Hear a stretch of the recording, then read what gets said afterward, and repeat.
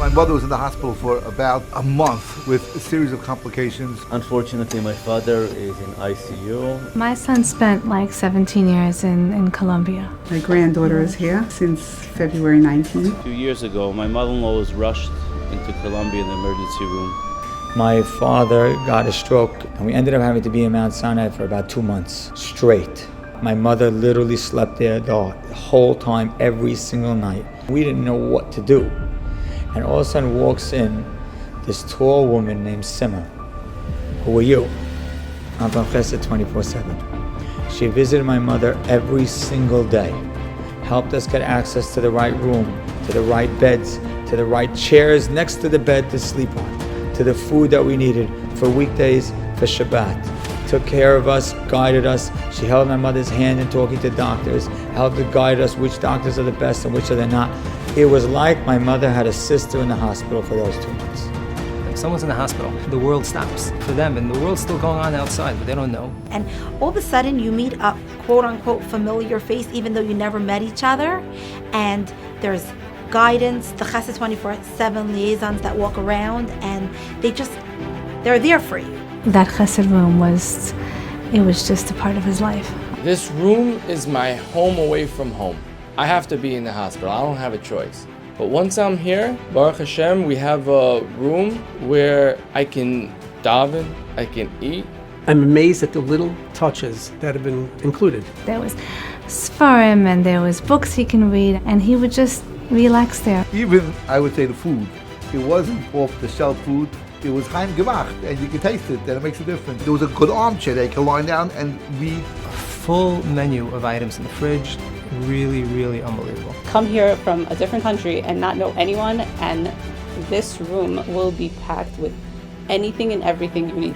You know, it's the place even to connect with others. This is the Ir Miklat of Klal Yisrael. Here we are in the middle of Manhattan, and Chesed 24/7 has given us a quiet place for Klal Yisrael to gather. There's Svardim, and there's Litvish, and there's Hasidish, and there's Syrian, and whatever you could think of, everybody is there together.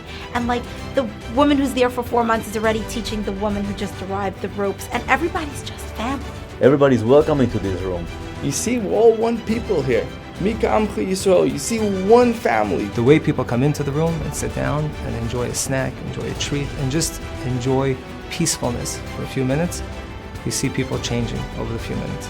A guy came from Yerushalayim with his young child and he said, "Daddy, I want a bag of potato chips." And there is here a bag of potato chips for that little kid. Not everyone has something like this, and when you do have it, it does help a lot. 11 years ago, we took in a child with special needs. She is Down syndrome, and we knew that she's Down syndrome. That's where it ended. She ended up having a lot of medical complications. We're here on an average of twice a week for outpatient. We're here inpatient very, very, very often.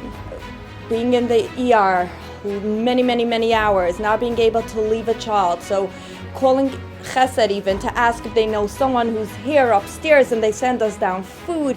Being in between appointments, some days I have 3 appointments like today, and I just come upstairs, grab a coffee, grab a piece of cake and run. It's a miracle.